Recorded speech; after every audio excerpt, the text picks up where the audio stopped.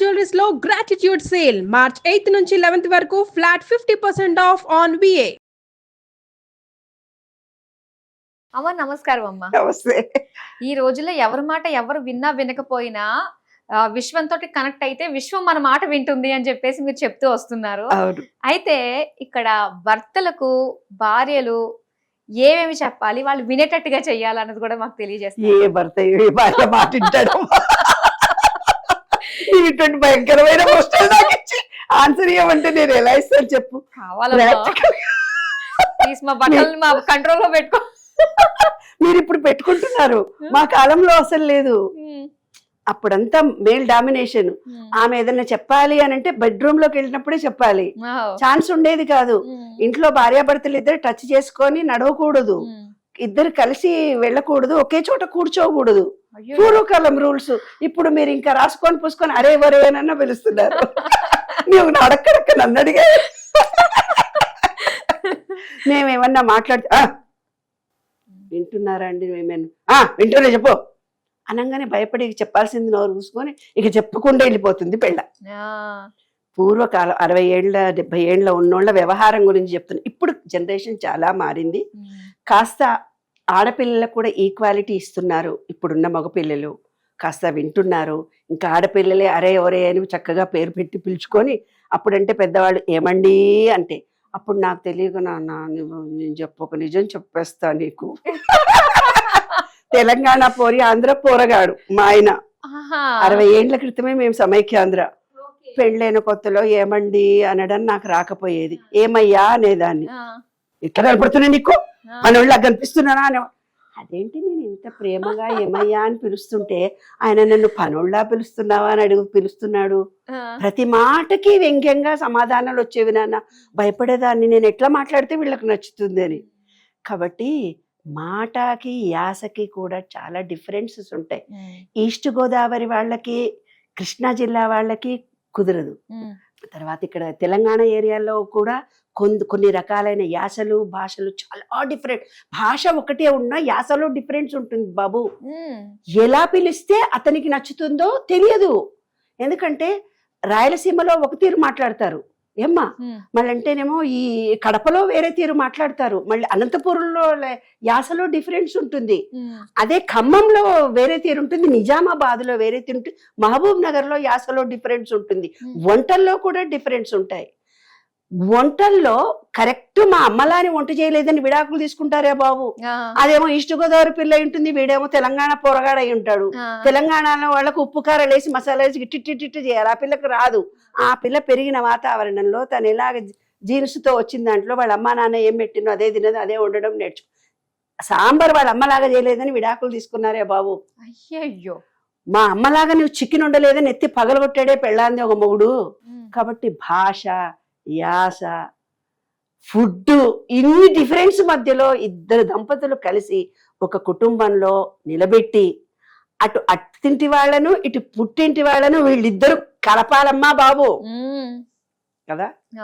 కాబట్టి భార్యాభర్తలు ఇద్దరు అనేవాళ్ళు ఎలా ఉండాలి అంటే ఓపెన్ మైండ్తో ఉండాలి.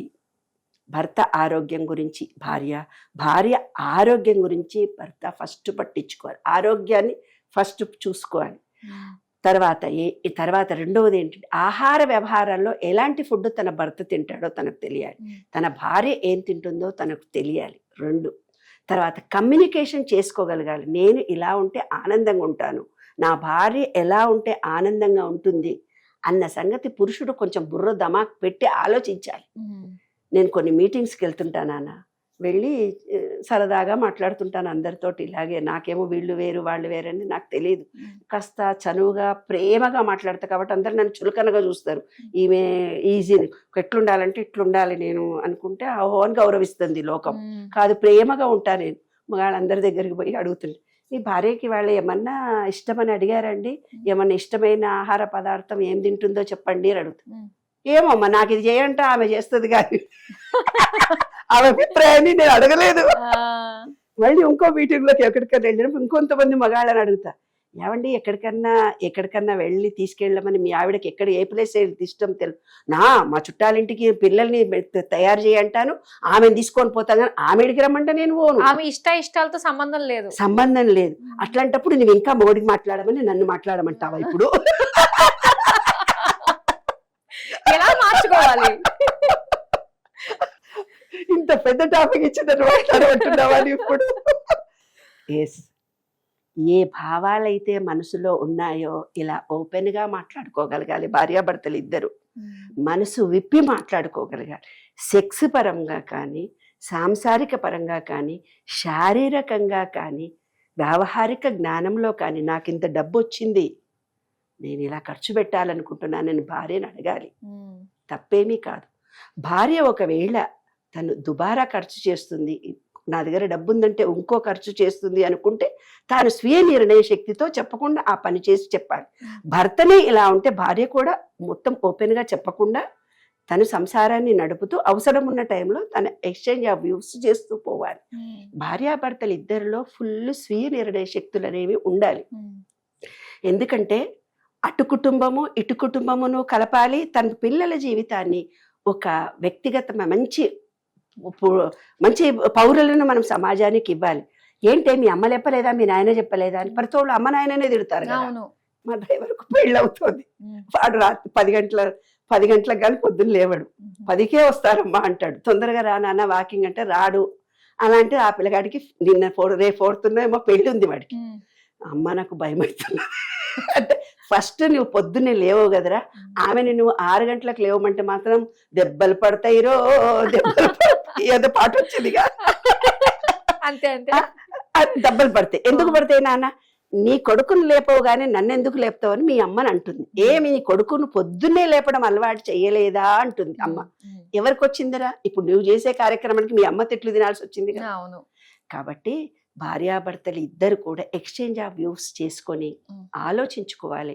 సంపాదించగలిగే స్త్రీ ఉంటే పురుషుడు మిగతా వ్యవహారాన్ని చూసుకోవాలి. ఏమ్మా ఈరోజు ఇద్దరూ సమానమే, తప్పేమీ కాదు. ఇల్లు ఉడుస్తూ గిన్నెలు తోముతున్నంత మాత్రాన నేను చేసింది తప్పు అని కాదు. యుఎస్ను వెళ్ళినప్పుడు ఈక్వల్గా వర్క్ చేసుకుంటారు నాన్న. ఇల్లు ఉడవడము, గిన్నెలు తోమడము, పిల్లల్ని చూసుకోవడము, ఇద్దరు అమ్మాయి అబ్బాయి. ఎందుకంటే తన్నుకున్నా కూడా 3వ మనిషి ఇన్వాల్వ్మెంట్ వచ్చి గొడవలు జరిగే అవకాశం లేదు. అందుకని ఇండియా కంటే యుఎస్ లో చాలా బాగా అన్యోన్యంగా కలిసి ఉంటారు.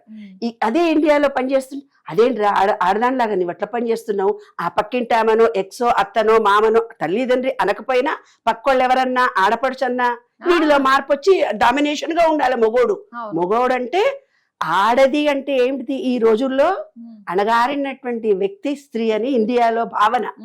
ఒక లేబర్ ను చూసి తనకంటే తక్కువ స్థాయిలో వర్క్ చేసే వర్కర్స్ లాగా భార్య అంటే ఏ కోపం వచ్చిన పెళ్ళానే తిడతారు నాన్న. ఇప్పుడు కూడా మన ఇండియాలో అందరినీ చూస్తుంటేనే అందరు అట్టాగే మాట్లాడతారు. లేదు, ఈక్వల్ గా ఉండాలి. ఆమె కూడా సమానమైన శక్తి. కాబట్టి అర్ధనారీశ్వరుని మనకు విశ్వంలో ఇచ్చాడు. ఇదంతా పురుషుడు నాన్న, ఇదంతా స్త్రీ తల్లి. అర్ధనారీశ్వరుని ఇచ్చి అర్ధనారీశ్వర స్తోత్రం చదవమంటారు భార్యాభర్తలు కొట్లాడితే. నా బొంద ఏం లేదు, ఇది పురుషుడు ఇది స్త్రీ, అన్ని ఈ విశ్వం మొత్తం స్త్రీ శక్తి పురుష శక్తి ఈక్వల్ గా ఉంది. ఆ ఈక్వల్ గా ఉన్నదాన్ని ఈమె ఎంత ప్రేమ చేయాలనో అతను అంత ప్రేమ చేయాలి. ఈయన ఎంత ఇస్తాడో ఆమె అంత ఇవ్వాలి. ఈ షేరింగ్ ఎవ్రీథింగ్ అనేది ఇందులో సబ్జెక్ట్ అర్థమైంది కదా. మొత్తము ఏమిస్తావో అదే పొందుతుంది. భార్యాభర్తలు ఇద్దరు అనేది ఈ ప్రకృతి అంటే విశ్వము. ఈ విశ్వంలో సమానమైన శక్తులు ఉన్నాయి. నీవిస్తే వస్తుంది. అలాగే భార్యను భర్త, భర్తను భార్య అవగాహనతో కమ్యూనికేషన్ స్కిల్స్ పెంచుకొని, ఆరోగ్యాలను దృష్టిలో పెట్టుకొని, వాళ్ళ ఫైనాన్షియల్ స్టేటస్ను గుర్తుపెట్టుకొని, వాళ్ళ ఉద్యోగము అర్హతలు శారీరక ఆరోగ్యాలను దృష్టిలో పెట్టుకొని మేము ఇంత పని చేయగలం, ఇంతే చేస్తాం. వాడెవడో ఫ్రెండ్ చెప్పి నేను పోయి బిజినెస్లో పెట్టుబడి పెట్టి పెళ్ళడానికి ఒక్క మాట చెప్పడు. అయిపోయిన తర్వాత దాని దగ్గరకు వచ్చి ఏమేని బంగారం ఇస్తావా, నాకు మన ఆస్తి అమ్ముకుందామా, అప్పుడు చెప్తాడు. తన కష్టం వచ్చినప్పుడు పెళ్ళానికి వచ్చి చెప్పుకుంటారు కొంతమంది మగవాళ్ళు. That is wrong. ఏదైతే చేయదలుచుకున్నారో ఇద్దరితో సలహాలతో జరిగితే అన్యోన్యతగా ఉంటారు నాన్న. ఎప్పుడు ఈ విశ్వము ప్రేమనిస్తూనే పోతుంది. ఏ భర్త అయితే భార్యను సరిగ్గా చూడడో వాళ్ళ పిల్లలు కూడా అలాగే డైవర్స్ వచ్చేస్తుంది. ఈ విషయం తన భార్యను ఎలా చూస్తున్నాడో తన పిల్లలకు అదే జీవితం వస్తుంది. రోల్ మోడల్స్ కదా పిల్లలకి అమ్మ నాన్న అంటే. ఇతను భార్యను విమర్శించాడనుకో, విమర్శించి అల్లుడే దొరుకుతాడు.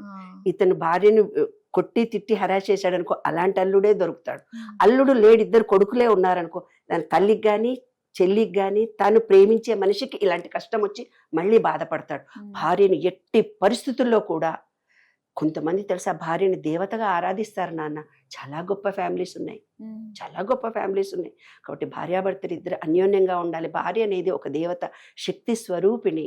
శివుడికి తక్కువ శక్తి ఉంది కాబట్టి అమ్మవారిని కంటే భార్య ఇన్ని రకాలుగా పనిచేస్తుందమ్మా. మహిళా దినోత్సవం కూడా వస్తోంది, అనితర సాధ్యమైనటువంటి పనులు కూడా మహిళ చేస్తోంది. పురుషుడు దానికి ఈ రోజుల్లో సహాయ సహకారాలు కూడా అందిస్తున్నారు.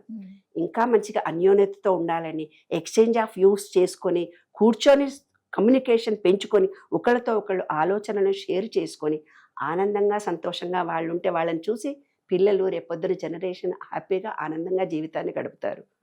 ఎప్పుడు వాళ్ళు జరిగిపోయిన వాటిని గురించి ఎప్పుడో కొట్లాడతారు. భార్యాభర్తలు కొట్లాడకుండా కలిసే ఉండాలి, ప్రేమగా ఉండాలంటే ఏం కుదరదు, వస్తాయి.